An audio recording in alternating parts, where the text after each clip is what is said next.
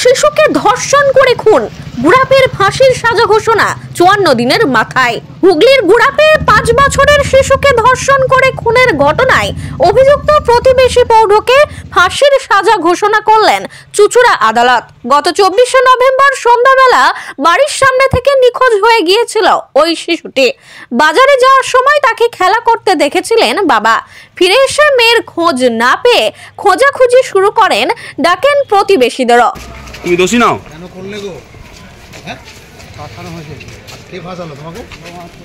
ও ভগবান ফাঁসি দিয়েছে। ওখানে ফাঁসি দিয়েছে তোমাকে? ভগবান ফাঁসি দিয়েছে। সকলে মিলে এলাকায় খোঁজাখুঁজি করতে গিয়েই অশোক সিংহ নামে প্রতিবেশীর বাড়ি থেকে শিশুর দেহ উদ্ধার হয়েছিল। এরপরেই অভিযুক্ত পৌঢ়কে মারধর করে পুলিশের হাতে তুলে দেওয়া হয়েছিল। পরে পৌঢ়কে গ্রেপ্তার করে পুলিশ। বুধবার 15 তারিখে তাকেই দোষী সাব্যস্ত করলেন বিচারক চন্দ্রপ্রভা চক্রবর্তী। আজ ফাঁসির সাজা ঘোষণা করা হয়। আদালত সূত্রের খবর, শিশুকে ধর্ষণ খুনের ঘটনায় গত 9 ডিসেম্বর চার্জশিট জমা দিয়েছিল পুলিশ। চার্জ গঠন হয় 11 ডিসেম্বর। এরপর 1 মাসের মধ্যে 27 জনের সাক্ষ্য গ্রহণ সহ গোটা বিচার প্রক্রিয়া শেষ করে রায় ঘোষণা করলেন বিচারক। সরকারি আইনজীবী বলেন, নতুন যে বিএনএস আইন এসেছে তাতেই এত দ্রুত বিচার পর্ব শেষ হলো।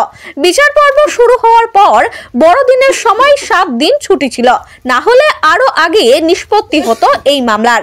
এটা সম্ভব হয়েছে পুলিশের সঠিক তদন্তের ফলে। স্থানীয় সূত্রে জানা গিয়েছে, শিশুটির বাড়ির পাশেই অশোকের বাড়ি। অনেক খোঁজাখুঁজির পর তার বাড়িতে কম্বল ও কাঠ দিয়ে চাপা দেওয়া অবস্থায় শিশুটির দেহ পাওয়া গিয়েছিল। অশোকের বিরুদ্ধে আগেও নানা ধরনের অভিযোগ উঠেছিল, কিন্তু সময়ের সঙ্গে সঙ্গে সেগুলি ধামাচাপা পড়ে গিয়েছিল। স্থানীয় এক বাসিন্দার কথায়, সন্ধ্যার পর থেকে আমরা সকলেই খোঁজাখুঁজি করছিলাম। সেই দিন অশোককেই আমাদের সন্দেহ হয়েছিল। পরে ওর বাড়ি থেকেই পাওয়া গিয়েছিল মেয়েটিকে। কাঠ ও কম্বল চাপা দিয়ে রেখে দিয়েছিল। ওর স্বভাব খারাপ, নিজের মেয়ের সঙ্গেও খারাপ ব্যবহার করত। আগেও এমন কিছু ঘটনা ঘটিয়েছিল। পরে তার ধামাচাপা পড়ে যায়। সকলেই তার ফাঁসি চেয়েছিল। দোষীর ফাঁসির দাবি জানিয়েছিলেন শিশুর মা, বাবাও। 17 জানুয়ারি আদালত দোষীকে ফাঁসির সাজা দেয়। হুগলি থেকে আশিস কুমার ঘোষের রিপোর্ট, নিউজ 10 বাংলা। তো লাস্ট নভেম্বর 2024 তারিখে একটা খুবই মর্মান্তিক একটা ঘটনা, যেখানে এখানে শিশুকন্যার নির্যাতিত হয়েছিল।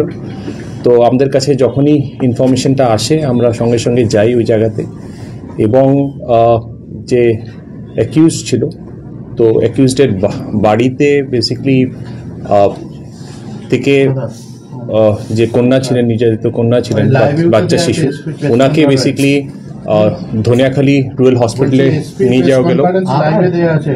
তো ধনিয়াখালী হসপিটালে নিয়ে যাওয়া হয়েছিল, এবং ওখানে শিশুকন্যা basically she was brought dead. এবং তারপরে আমরা যে অ্যাকিউজড পার্সন ছিল, যে অ্যাকিউজড পার্সন অশোক সিং, ওনাকে সঙ্গে সঙ্গে ওইখান থেকে আমরা অ্যারেস্ট করা হয়েছিল। এই মর্মান্তিক ঘটনার জন্য ওই যে জায়গাতে ছিল, জায়গাতে খুব একটা এজিটেশন ছিল। তো আমরা অ্যাকিউজকে ওইখান থেকে নিয়ে গিয়ে আমরা হসপিটালে নিয়ে যাই।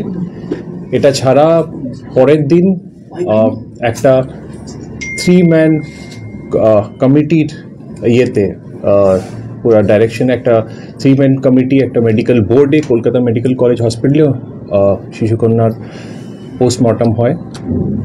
এবং পরবর্তী ক্ষেত্রে আমরা পোস্টমর্টমের রিপোর্ট আমরা ওটা পাই। এই কেসের আইও ছিলেন আমাদের সার্কেল ইন্সপেক্টর রামগোপাল পাল।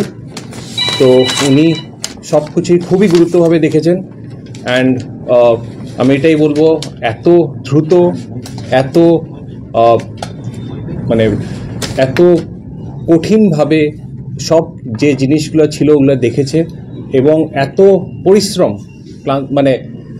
ওটার কিছু বলা যাবে না। ওটাতে সব কিছু দেখে সব আমাদের লিগাল যেটা আছে, মেডিকেল এক্সামিনেশনের রিপোর্ট, যেটা ডিএনএ প্রোফাইলিং হয়, ডিএনএ প্রোফাইলিং, এবং সব কিছু করে উনি চার্জশিটটা যেটা আছে চার্জশিটটা দেওয়া হয়েছিল 9 তারিখে 9th এর চার্জশিটটা জমা পড়েছিল এবং এটা দেখার বিষয় ছিল কি চার্জশিটটা যেটা আছে মাত্র 13 দিনে চার্জশিটটা দেওয়া হয়েছিল।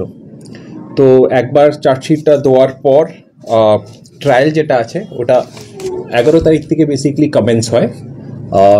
ট্রায়ালের ট্রায়াল যখন চলাকালীন টোটাল 27 উইটনেসেসকে এক্সামিন করা হয়।